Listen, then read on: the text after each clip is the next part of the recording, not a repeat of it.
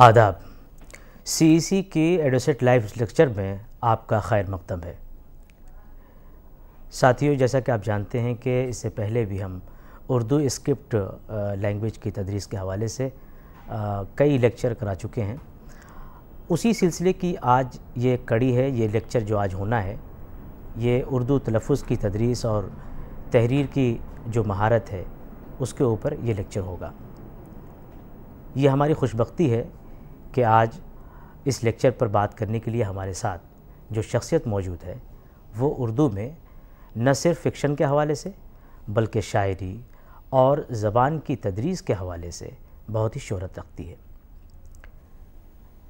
30 साल से ऊपर का तजर्बा उनको इस मकाम पर पहुंचाता है कि वो ऐसे मौजू पर बहुत ही आसानी से और बहुत खुश उसलूबी से अपनी बात रख सकते हैं। 9 नावल, 2 अफ़सानवी मजमूए और 3 शेरी मजमूए, इसके अलावा खाकों के 2 मजमूए और दीगर तसनीफ़ात के ज़रिए से जिस तरह वो उर्दू में फ़ाल रहे हैं अपनी तहरीरों के ज़रिए से, ये इसीलिए मैं कह रहा हूँ कि आज ये हमारी खुशबख्ती है कि एक ऐसी शख्सियत से हम आज उर्दू की जो तलफ़्फ़ुज़ प्रोनंसिएशन का जो मसला है उसको हम देखेंगे और दूसरी चीज़ के लिखने की जो महारत है उसके बारे में हम जानेंगे। तो आइए सबसे पहले हम प्रोफेसर गज़नफ़र अली का, जो कि एक आदमी बराए फ़रोग़ इस्तेदाद उर्दू मीडियम असातिज़ा जामिया मिल्लिया इस्लामिया में डायरेक्टर हैं इस एकेडमी में, उनको इस लेक्चर के लिए हमने आज ज़हमत दी है। तो बहुत बहुत शुक्रिया प्रोफेसर गज़नफ़र अली साहब, आपका भी। और इसी के साथ मैं रुखसत होऊंगा और आपके और तलबा के दरमियान से कि उम्मीद है कि उनको आज का ये लेक्चर बहुत ज़्यादा पसंद आएगा। गज़नफ़र साहब। दोस्तों, ज़बान इसलिए हम सीखते हैं कि हम अपने आप को एक दूसरे तक पहुंचा सकें। अगर हम चाहते हैं कि हम जो कुछ सोचते हैं, जो कुछ महसूस करते हैं और जो कुछ कहना चाहते हैं वो एक दूसरे तक आसानी के साथ पहुंच जाए, मौसर तरीक़े से पहुंच जाए और कोई दुश्वारी ना हो, तो इसके लिए हमें ज़बानों का सीखना ज़रूरी हो जाता है।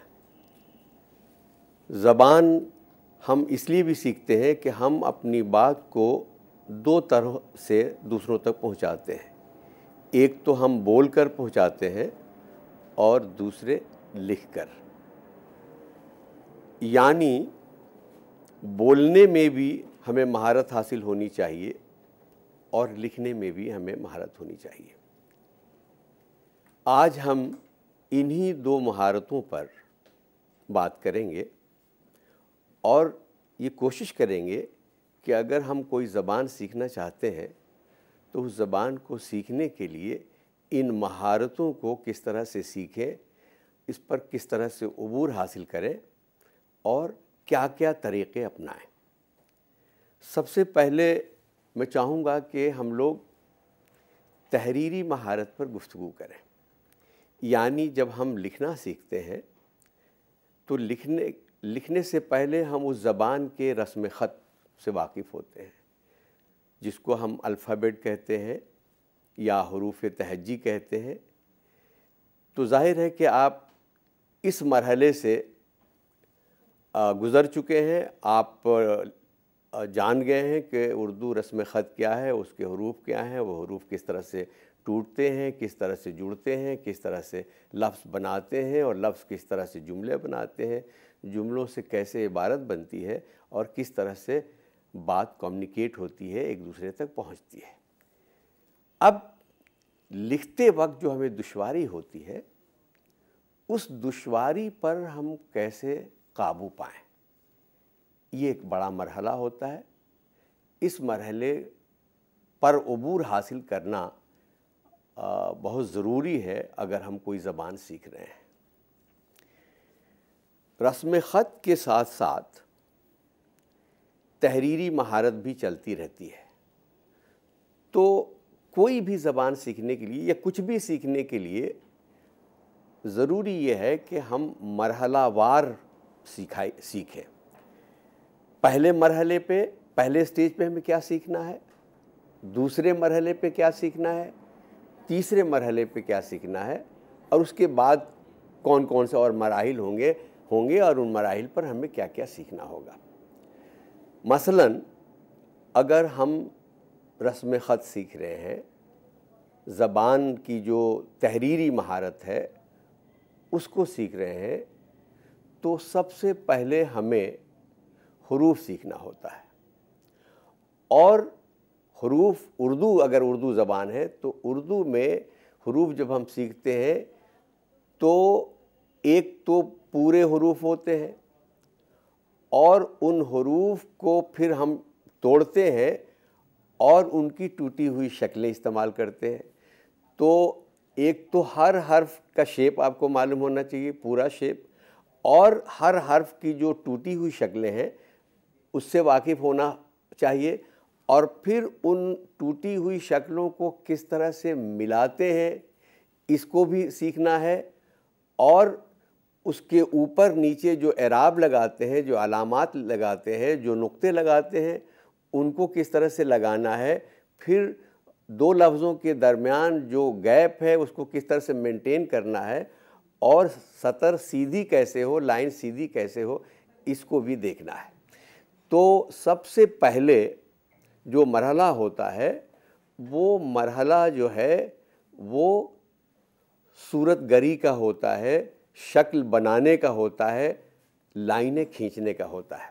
اگر ہم اس کو اس طرح سے سمجھیں کہ تحریری مہارت میں، یعنی زبان سیکھنے میں جو سب سے پہلے ہمارے جسم کے آرگن کا استعمال ہوتا ہے وہ ہے ہماری آنکھ. اگر آنکھ نہ ہو تو پھر ہم تحریر نہیں سیکھ سکتے، لکھنا نہیں سیکھ سکتے. تو لکھنے میں سب سے پہلے ہماری آنکھ کام کرتی ہے. اب یہ ضروری ہے کہ آنکھ دیکھے، بلیک بورڈ پہ ہم حروف لکھتے ہیں، اور پھر ان حروف کو، یعنی استاد حروف کو بلیک بورڈ پہ لکھتا ہے، اور پھر ان حروف کو ہم اپنی کاپی پہ اتارتے ہیں. تو ضروری یہ ہے کہ ہم کو وہ حروف دکھائی دیں جن کو ہمیں کاپی پہ اتارنا ہے. تو اس کے لیے ضروری ہے کہ جو حرف لکھا جا رہا ہے وہ صاف ستھرا ہو، موٹا ہو، اور کلاس میں جہاں طلبہ بیٹھے ہیں یا ہم بیٹھے ہیں وہ ایک ایک طالب علم کو وہ نظر آئے. اگر آنکھ کمزور ہے، یا اینگل صحیح نہیں ہے، یا بلیک بورڈ صحیح جگہ پہ نہیں لگا ہے، یا ڈسٹینس زیادہ ہے، تو پھر ہم حرف کی تصویر نہیں بنا سکتے، یعنی کاغذ پر اسے نہیں اتار سکتے. تو ہماری آنکھ صحیح ہونی چاہیے، اینگل صحیح ہونا چاہیے، اور جو کچھ لکھا گیا ہے وہ صاف ستھرا ہونا چاہیے. اگر بلیک بورڈ پر حرف صاف لکھا ہوا ہے اور ہماری آنکھیں درست ہیں اور ڈسٹینس مینٹین ہے تو ہم آسانی سے کاغذ پر اس حرف کو اتار سکتے ہیں. تو پہلے پورے حرف کو اتارنا ہے، پھر دوسرا مرحلہ آئے گا کہ ان حروف کی جو ٹوٹی ہوئی شکلیں ہیں جن کو ہم بروکن شیپس کہتے ہیں، یا ذیلی شکلیں کہتے ہیں، یا ٹوٹی ہوئی شکلیں کہتے ہیں، ان کو ہم ان کی نقل کریں، اور پھر ملا کے جو ہم لفظ بناتے ہیں پھر اس لفظ کی نقل کریں، اور لفظ کے بعد جو جملے بنتے ہیں پھر ان جملوں کی نقل کریں، اور جملوں سے جو عبارت بنتی ہے اس عبارت کی نقل کریں. اور نقل کرتے وقت اس بات کا خیال رکھیں کہ شوشے صحیح بنے ہیں کہ نہیں، ایک دوسرے سے حروف جڑے ہیں کہ نہیں، نقطے صحیح جگہ پر لگے ہیں کہ نہیں، اعراب و علامات کا صحیح استعمال ہوا ہے کہ نہیں، دو لفظوں کے درمیان جو گیپ ہے وہ مینٹین ہے کہ نہیں، لکیر لائن سیدھی ہے کہ نہیں. اگر ہم نقل کرنے کے بعد اس کو دیکھتے ہیں اور یہ سب کچھ صحیح ہے تو سمجھیے کہ ہماری نقل صحیح ہے، اور اگر نہیں ہے تو نقل صحیح نہیں ہے. تو جب نقل صحیح نہیں ہے تو ہمیں یہ دیکھنا ہوگا استاد کی مدد سے کہ کس حرف کا کون سا شوشہ غلط بن گیا ہے، اور وہ صحیح شوشہ کیا ہے، کس حرف پہ کتنے حروف ہیں، کتنے نقطے ہیں، اور وہ نقطے کس طرح سے لگائے گئے ہیں۔ مثلاً جس حرف پہ 3 نقطے ہیں تو 2 نقطے نیچے ہوگا اور 1 نقطہ اوپر ہوگا، تب وہ 3 نقطے ہوں گے۔ یا نیچے اگر وہ لگے ہیں، پے کے نیچے مان لیجئے 3 نقطے لگے ہیں تو پہلے 2 نقطے ہوں گے اور تیسرا نقطہ اس کے بعد ہوگا۔ اسی طرح سے جو اعراب و علامات ہیں، یعنی زبر زیر پیش ہے تو کہاں اوپر لگنا ہے، کہاں نیچے لگنا ہے، کہاں درمیان میں لگنا ہے۔ کبھی کبھی ایسا ہوتا ہے کہ غلط استعمال کی وجہ سے یا غلط پلیسمنٹ کی وجہ سے لفظ کچھ کا کچھ ہو جاتا ہے۔ مثلاً پتہ ہے تو پتہ اگر پے کے اوپر زبر صحیح جگہ پہ لگا ہے تب تو صحیح پتہ پڑھا جائے گا، نہیں تو اگر زبر پے کی جگہ تے پہ لگ گیا تو وہ کچھ اور پڑھ لیا جائے گا، پتہ نہیں پڑھا جا سکتا۔ اسی طرح سے پتا ہے، بتا ہے، چتا ہے، جتنے لفظ آپ لکھتے ہیں ہر لفظ پہ جو اعراب ہے وہ صحیح جگہ پہ اس کا لگنا ضروری ہے۔ تو سب سے پہلے ہمارا جو مرحلہ ہے وہ مرحلہ ہے جس مرحلے پہ ہماری آنکھ مدد کرتی ہے۔ آنکھ کی مدد سے ہم لفظ یعنی حرف کو لکھتے ہیں، پھر لفظ کو نقل کرتے ہیں، پھر جملے بناتے ہیں۔ اس پورے پروسیس کو، اس عمل کو اگر ہم نام دینا چاہیں تو ہم اس عمل کو امیٹیٹیو رائٹنگ کہہ سکتے ہیں، اردو میں نقل نویسی کہہ سکتے ہیں۔ یعنی پہلے مرحلے پر زبان سیکھنے میں نقل نویسی کی جاتی ہے۔ اگر اس اسٹیج پر صحیح نقل کی پریکٹس نہیں ہوئی تو آخر تک غلط نقل ہوتی رہے گی، آخر تک غلط حرف بنتا رہے گا۔ اس لیے اس اسٹیج پر ہماری انگلیوں کو سدھ جانا چاہیے اور تمام حروف کی پریکٹس ہو جانی چاہیے، ان حروف کی ٹوٹی ہوئی شکلوں کی بھی پریکٹس ہو جانی چاہیے، ملانے کی بھی پریکٹس ہو جانی چاہیے، اور لفظ کے بعد جو جملے بنتے ہیں ان جملوں کی بھی پریکٹس ہو جانی چاہیے۔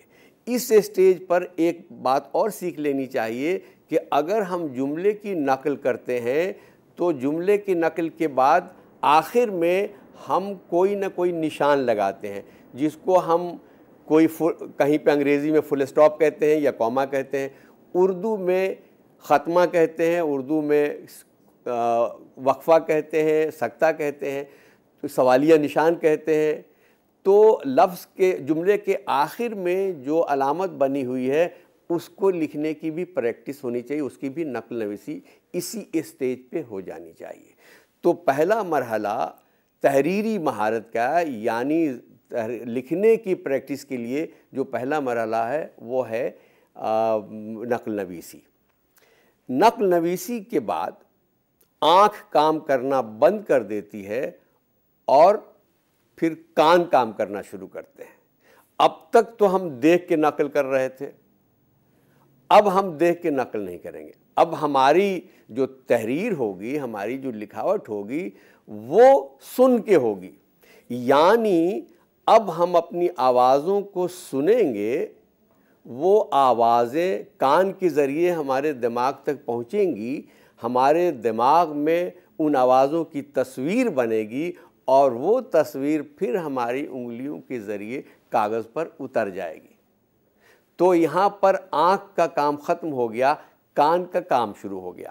اب اس کے لیے ضروری ہے کہ جو لرنر ہے، جو سیکھ رہا ہے، اس کے کان درست ہوں، یعنی اس کی جو سماعت ہے وہ صحیح ہو۔ اگر وہ بہرا ہے یا کم سنتا ہے یا کان میں میل ہے یا کوئی خرابی ہے تو آواز اس تک صحیح نہیں پہنچے گی۔ جب آواز صحیح نہیں پہنچے گی تو اس کی صحیح تصویر نہیں بنے گی، اور جب صحیح تصویر نہیں بنے گی تو صحیح تصویر نہیں اترے گی۔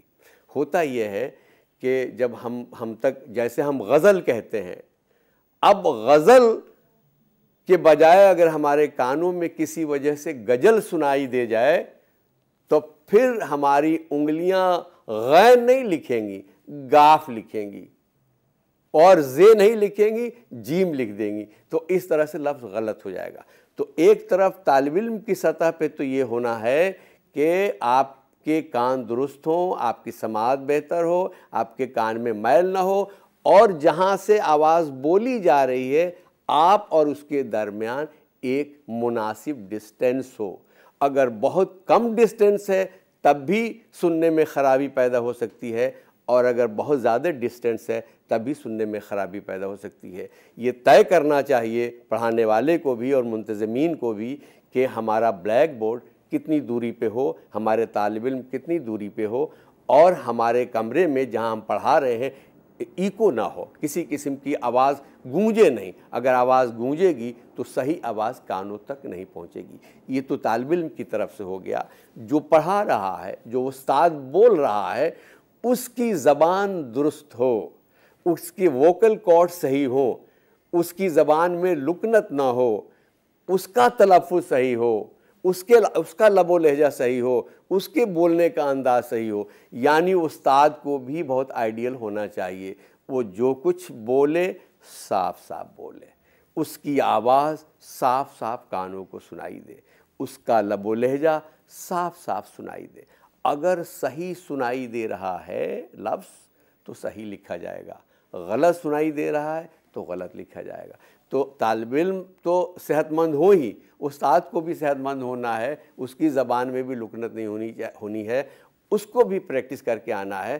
تو اگر استاد صحیح زبان بول رہا ہے، صحیح تلفظ کی ادائیگی کر رہا ہے تو طالب علم اس کو ٹھیک سے سنے گا اور کاغذ پر ٹھیک سے اتارے گا۔ تو اس طرح سے اس دوسرے مرحلے کو ہم ڈکٹیشن کہہ سکتے ہیں، ڈکٹیشن میتھڈ، اگر اردو میں اس کا نام دینا چاہیں تو ہم املا نویسی کہہ سکتے ہیں۔ یعنی ایک آدمی ڈکٹیٹ کرائے، یعنی استاد ڈکٹیشن دے، طالب علم اس ڈکٹیشن کو سنے اور وہ اپنی انگلیوں کی مدد سے کاغذ پر اتارے۔ یہاں بھی یہ دیکھنا ہے کہ سنی ہوئی آواز کی جو بنی ہوئی شکل ہے وہ صحیح ہے کہ نہیں، نقطے صحیح جگہ پہ لگے ہیں کہ نہیں، اعراب صحیح جگہ پہ لگے ہیں کہ نہیں، شوشے جڑے ہیں کہ نہیں، لفظوں کے درمیان گیپ ہے کہ نہیں، لائن سیدھی ہے کہ نہیں۔ یہ آپ خود بھی دیکھ سکتے ہیں اور اپنے استاد کو بھی دکھا سکتے ہیں، اور اس طرح سے آپ املا نویسی کے ذریعے اپنی رائٹنگ کو بہتر بنا سکتے ہیں۔ اس مرحلے پر یہ ضروری ہے کہ جو ڈکٹیشن ہو وہ بھی مرحلہ وار ہو۔ یعنی اگر آپ ٹوپی کی جگہ پہلے جوتا پہن لیں گے تو مسئلہ پیدا ہوگا، یا بنیان کی جگہ پہلے کرتا پہن لیں گے تو مسئلہ ہوگا۔ تو پہلے آپ کو کس کی املا نویسی کرنی ہے، یعنی کن لفظوں کو پہلے بولنا ہے یا کن حروف کو بولنا ہے۔ تو پہلے حروف بولنا ہے، پھر لفظ بولنا ہے، لفظ میں بھی پہلے 2 حرفی لفظ بولنا ہے، پھر 6 حرفی لفظ بولنا ہے، پھر 4 حرفی لفظ بولنا ہے، پھر اس سے زیادہ حروف والا لفظ بولنا ہے۔ اسی طرح سے پھر جملے بولنے ہیں، پہلے چھوٹے جملے بولنے ہیں، پھر بڑے جملے بولنے ہیں۔ اسی طرح سے اگر عبارت کی نقل کرانی ہے تو پہلے چھوٹی عبارت، پھر بڑی عبارت، پھر جملے چھوٹے چھوٹے۔ پھر یہ بھی دیکھنا ہے کہ ایسی عبارت نہ بولیں، ایسے لفظ نہ بولیں جن سے طالب علم کے کان مانوس نہیں ہیں یا آشنا نہیں ہیں۔ اگر آپ ایسے لفظ بولیں گے جیسے مان لیجئے شروع ہی میں قسطنطنیہ بول دیا، یا تحت السرہ بول دیا، یا غزوہ وحد بول دیا، تو یہاں پر اس کو دقت ہوگی۔ تو شروع میں جن آوازوں سے وہ واقف ہے ان آوازوں والے لفظ بولیے، ان آوازوں والے جملے بولیے، ان آوازوں والی عبارت بولیے، تو وہ صحیح املا لکھے گا اور صحیح اس کی رائٹنگ ہوگی۔ اس دوسرے مرحلے کے بعد ایک تیسرا مرحلہ ہے۔ اب تک تو ہم استاد کی مدد سے کر رہے تھے یہ سارا کام، اب ایک مرحلہ یہ ہے کہ جہاں پر ہم کو فری کر دیا جائے گا، ہم کو آزادی مل جائے گی۔ یعنی اب ہم سے کہا جائے گا کہ میاں اب آپ کچھ جملے لکھیے، کچھ لفظ لکھیے، کچھ عبارت بنائیے، لکھیے۔ تو اب ہم کو جملے لکھنا، ہم کو لفظ لکھنا ہے، ہم کو جملے لکھنا ہے۔ استاد نے ہم سے کہہ دیا کہ آپ 10 لفظ لکھیے یا آپ 10 جملے لکھیے۔ آگے یہ کہے گا کہ اچھا آپ ہندوستان اپنے ملک پر 10 جملے لکھیے۔ آگے کہہ دے گا کوئی آپ نے سفر کیا ہے، اس پہ 10 جملے لکھ دیجئے۔ آپ سے یہ بھی کہا جا سکتا ہے کہ ملک کی جو صورتحال ہے اس پہ 10 جملے لکھ دیجئے۔ آپ سے یہ بھی کہا جا سکتا ہے कि आप अपने गांव पर 10 जुमले लिख दीजिए। तो अब हमको जो लिखना है अब अपनी मर्जी से लिखना है, हमको आज़ादी मिल गई, अब रहनुमाई नहीं हो रही है, आज़ादी मिल गई है, हमको अपनी तरफ से लिखना है। जब हमको अपनी तरफ से लिखना है तो यहीं से हमारी सोच डेवलप होगी, हमारी सोच काम करेगी, हमारी अक्ल काम करेगी। हम जुमले सोचेंगे, अच्छे जुमले सोचेंगे, छोटे जुमले सोचेंगे, बड़े जुमले सोचेंगे। इसके लिए थोड़ी सी रहनुमाई उस्ताद की ये होनी चाहिए कि अगर वो इबारत बनवा रहा है, पैराग्राफ बनवा रहा है, छोटा सा मजमून लिखवा रहा है, तो वो कुछ रहनुमाई यूँ कर दे कि ताजमहल पे मान लीजिए कि 10 जुमले लिखवाना है, तो कुछ लफ्ज़ जो ताजमहल से मुताल्लिक है, जिनको तालिब इल्म नहीं जानता है, उन लफ्ज़ों को बता दे और उनके मानी समझा दे। इसी तरह से अदालत पर अगर 10 जुमले लिखने हैं तो अदालत से मुताल्लिक जो इस्तिलाहें हैं, ये जो लफ्ज़ हैं, वो बता दे और फिर उनके मानी बता दे। फिर जब वोकैबुलरी हो जाएगी तालिब इल्म के पास तो उनकी मदद से वो अच्छे जुमले बना सकता है। अब यहाँ पर 2 तरह के जुमले बनाता है। मान लीजिए कि 10 जुमले वो बना रहा है तो अलग अलग जुमले बना रहा है। मान लीजिए कि हिंदुस्तान पर हमको 10 जुमले लिखना है, हम 10 जुमले लिख गए। इसी तरह से मान लीजिए कि हमको किसी तारीख़ी जगह पे 10 जुमले लिखने हैं, वो लिख दिया। लिखने के बाद उसके बाद फिर हमसे ये कहा जाएगा कि नहीं, अब इन 10 जुमलों में एक रब्त पैदा कर दीजिए, एक तसलसल पैदा कर दीजिए। तो उसके लिए फिर हमको सोचना पड़ेगा। इस मेथड को हम इंशा निगारी कह सकते हैं, मजमून निगारी कह सकते हैं। इसमें हमारी अक्ल काम करती है। इसके अगला जो मरहला है वो है इंशा पर्दाजी का या क्रिएटिव राइटिंग का या तख्लीकी तहरीर का। तख्लीकी तहरीर में हम अपने दिमाग के साथ साथ दिल को भी दाखिल कर देते हैं। हमारे इमोशंस, हमारे जज्बात ये भी ज़ाहिर होने लगते हैं। तो जब हम अपने इमोशंस को तहरीर में लाते हैं, जज्बात को तहरीर में लाते हैं, महसूसात को तहरीर में लाते हैं, तो उसमें खूबसूरती पैदा होने लगती है। और जब खूबसूरती पैदा करना होता है तो हम इस तशबीहों का इस्तेमाल करते हैं, इस्तिआरों का इस्तेमाल करते हैं और दूसरी लिटरेरी और पोएटिक टूल्स का इस्तेमाल करते हैं। और इस तरह से हम जुमले जो पहले ये लिखते थे कि वो उसके बाल अच्छे हैं, तो अब हम कहेंगे कि उसके बाल काली घटा की तरह हैं। उसका चेहरा सुर्ख है, तो अब हम कहेंगे उसका चेहरा गुलाब की तरह सुर्ख है या अंगारे की तरह सुर्ख है। तो फिर आपकी तहरीर में इमोशंस के पैदा होते ही, महसूसात के पैदा होते ही हुस्न पैदा हो जाता है। और जैसे ही हुस्न पैदा होता है, आपकी तहरीर लिटरेरी तहरीर, क्रिएटिव तहरीर, तख्लीकी तहरीर बन जाती है।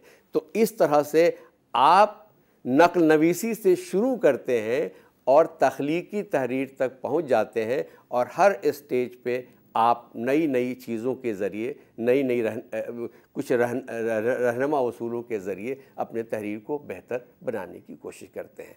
अगर इन उसूलों पे आप अमल करेंगे और मरहलावार अपनी तहरीर को पर मेहनत करेंगे तो आपकी तहरीर बेहतर तहरीर हो जाएगी और बेहतरीन कम्युनिकेशन आपके पास हासिल हो जाएगा। और जब बेहतरीन कम्युनिकेशन होगा तो आप ज़िंदगी में कामयाब होंगे और एक बेहतर इंसान बनेंगे। और जब बेहतर इंसान बनेंगे तो अपने मुल्क और दुनिया के लिए बेहतर साबित होंगे। शुक्रिया।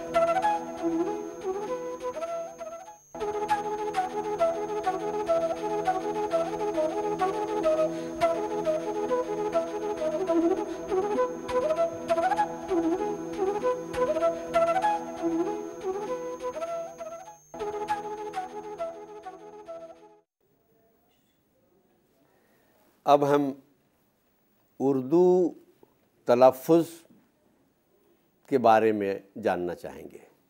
یعنی ابھی اس سے پہلے آپ نے دیکھا یا سیکھا کہ اردو تحریر کو کیسے بہتر بنائیں گے, لکھنا کیسے بہتر ہوگا. لیکن صرف زبان میں یا اظہار میں لکھنا ہی نہیں ہوتا ہے, بولنا بھی ہوتا ہے اور سننا بھی ہوتا ہے. تو صحیح کیسے بولا جائے اور کیسے صحیح سنا جائے, اس کے لیے ضروری ہے کہ ہم تلفظ پر دھیان دیں. یعنی کن کن باتوں پر دھیان دیں کہ ہم صحیح بول سکیں. اب جب ہم صحیح بولیں گے تو صحیح سن بھی سکیں گے اور صحیح سنا بھی سکیں گے. تو اردو کے سلسلے میں خاص طور سے ایک مشکل پیش آتی ہے کہ اس زبان میں کچھ ایسی آوازیں بھی ہیں جو دوسروں کو مشکل لگتی ہیں, ان کی ادائیگی میں دشواری پیدا ہوتی ہے. مثلاً ق یا خ یا غ یا ز یا ف یا ژ, 5-6 آوازیں یہ ایسی آوازیں ہیں جن کی پریکٹس بہت ضروری ہے.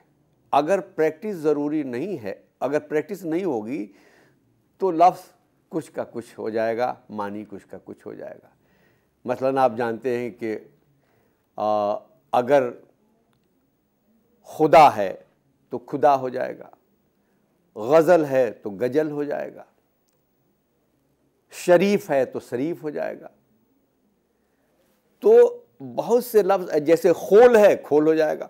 اگر خول کو کھول بول دیا تو معنی بدل گیا. اگر سخی کو سخی کہہ دیا تو معنی بدل جائے گا. تو اس کے لیے ضروری ہے کہ ہم تلفظ پر, بولنے پر دھیان دیں. اس کے لیے آج کل ایک نیا طریقہ, نیا کیا یہ بھی پرانا ہو گیا ہے, لینگویج لیب کے تھرو ہم تلفظ سکھاتے ہیں. یعنی ہم لینگویج لیب میں کچھ ایسے لیسنز تیار کرتے ہیں جن لیسنز کی مدد سے یا جن اسباق کی مدد سے ہم تلفظ پر قابو پا سکتے ہیں, آوازوں پر قابو پا سکتے ہیں. بولنا سیکھنے کے لیے یا زبان سیکھنے کے لیے یا تلفظ سیکھنے کے لیے کئی سطحوں پہ کام کرنے کی ضرورت ہوتی ہے. ایک سطح تو یہ ہے کہ وہ آوازیں جو مشکل لگتی ہیں یا بولنے میں دشواری ہوتی ہے ان پر قابو پایا جائے. دشواری کیوں پیش آتی ہے؟ اس لیے پیش آتی ہے کہ آپ جس ماحول سے آتے ہیں اس ماحول میں آپ دوسری آوازیں بولتے ہیں, اور جب آپ دوسرے ماحول میں جاتے ہیں تو کچھ ایسی آوازیں بھی آتی ہیں جو آپ کے ماحول میں نہیں ملتی, تو ان آوازوں کو بولتے وقت دشواری پیش آتی ہے. اسی طرح سے بعض ایک علاقے ہیں جن علاقوں میں کچھ آوازوں کو آپ بول ہی نہیں سکتے. جیسے اگر بہار میں بعض علاقے ہیں جس میں ر نہیں بول پاتے, گھوڑا کو گھوڑا بولتے ہیں. اسی طرح سے کچھ علاقوں میں با کو و بولتے ہیں اور و کو و بول دیتے ہیں.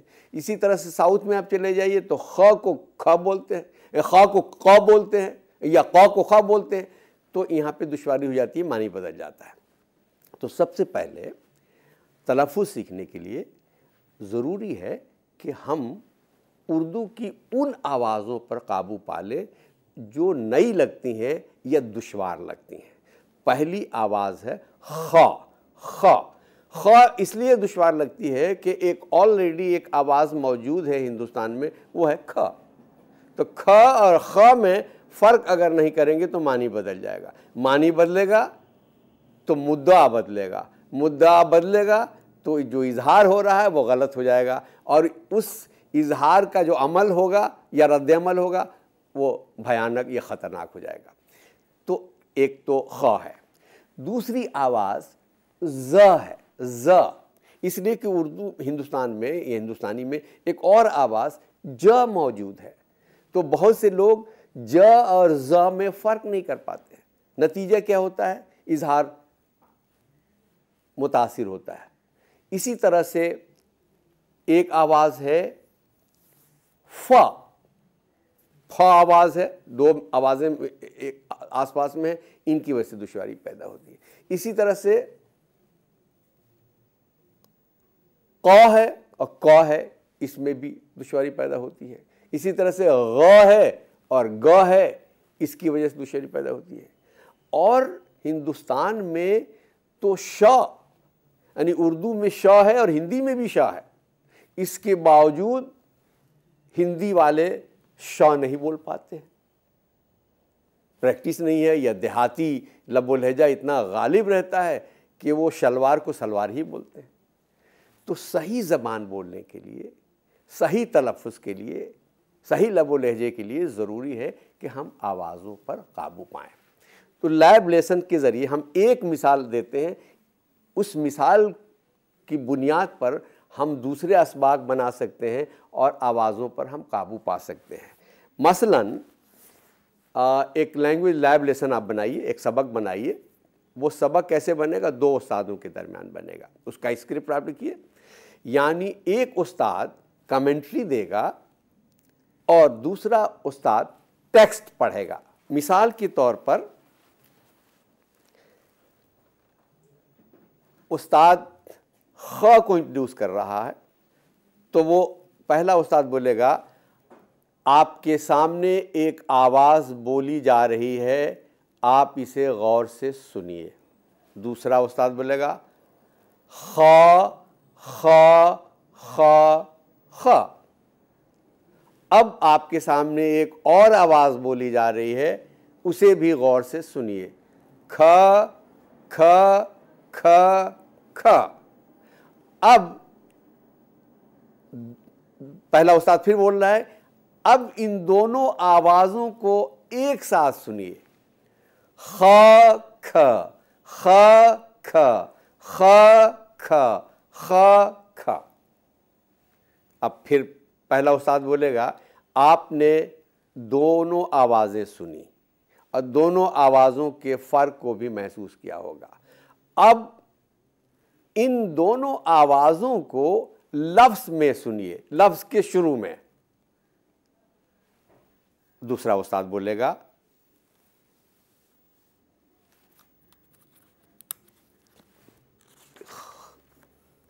دوسرا آواز خر خار خال خانہ.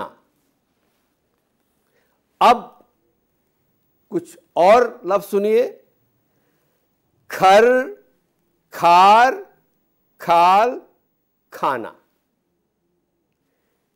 یہ سارے لفظ ملتے جلتے ہیں، ان کی آوازیں قریب کی ہیں لیکن ان آوازوں میں فرق ہے.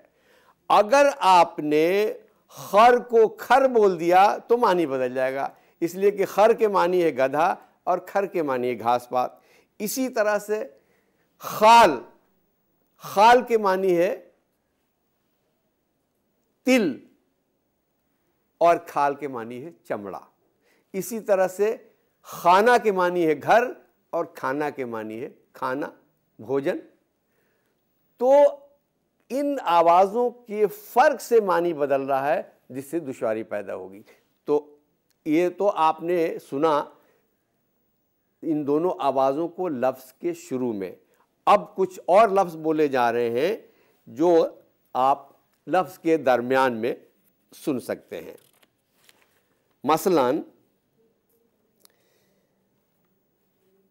مثلاً اختر اخگر دختر یا مختار اختیار بختیار.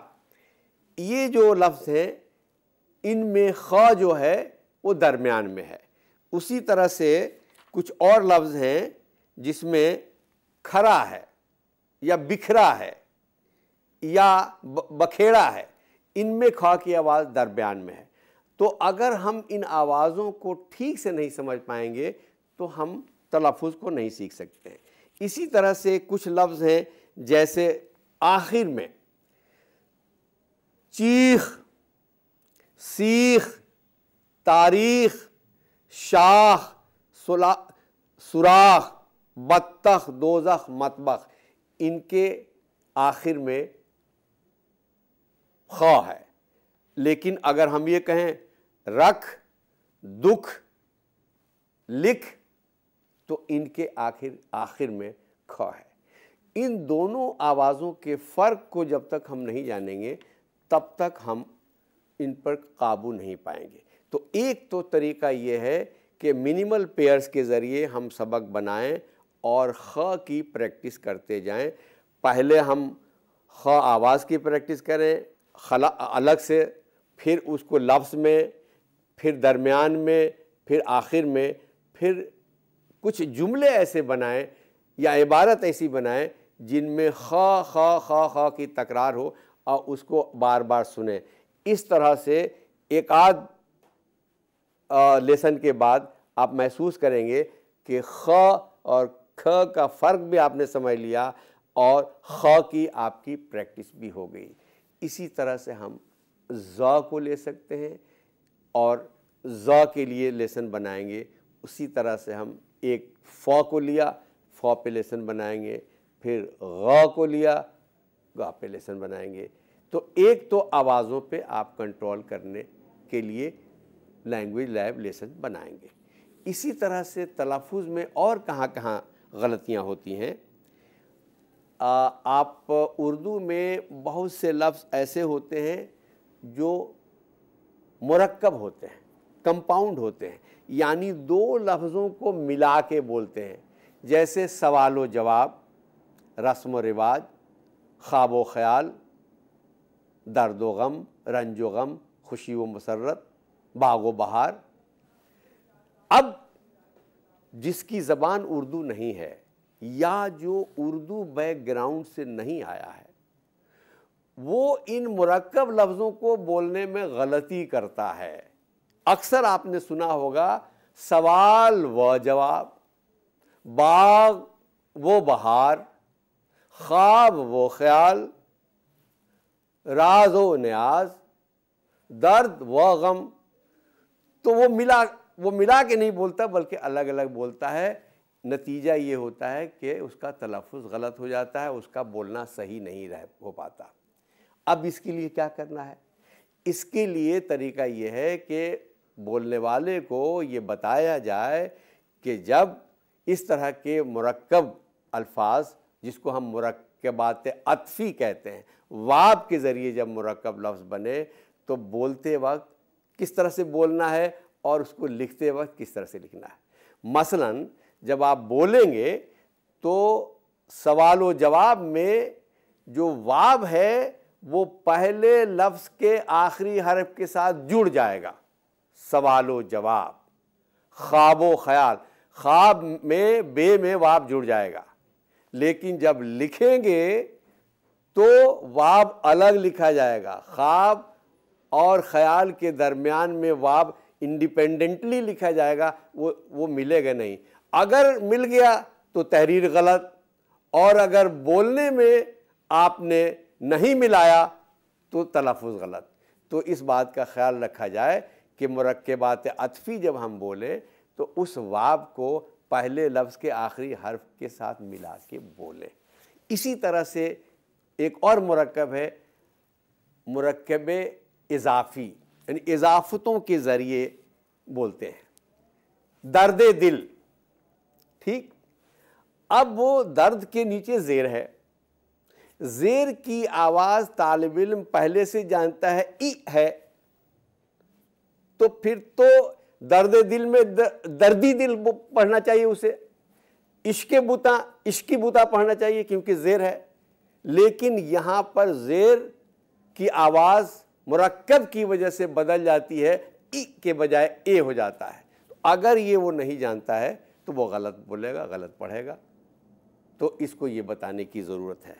इसी तरह से बहुत से अरबी तरीक़े से जो मुरक्कब बनते हैं, जैसे अब्दुस्सत्तार, काज़ी अब्दुस्सत्तार या अब्दुल हमीद या रस्मुल ख़त या अब्दुस्सत्तार या अब्दुल रहीम, तो कहीं पर लाम की आवाज़ निकल रही है और कहीं पर लाम की आवाज़ नहीं निकल रही है। कहाँ पे लाम की आवाज़ निकलेगी और कहाँ पे नहीं निकलेगी, कहाँ पे लाम और अलिफ साइलेंट होगा, कहाँ पे पढ़ा जाएगा, ये जानना भी ज़रूरी है। नहीं तो तलफ़ुज़ जो है वो गलत हो जाएगा। इसका भी तरीका है सिखाने का, अगले किसी सबक में ये सिखाया जाएगा। इसी तरह से इमाला है। उर्दू में बहुत से लफ्ज़ लिखते हैं आ से, जैसे मदरसा लिखा, और पढ़ते हैं ए जमा की तरह।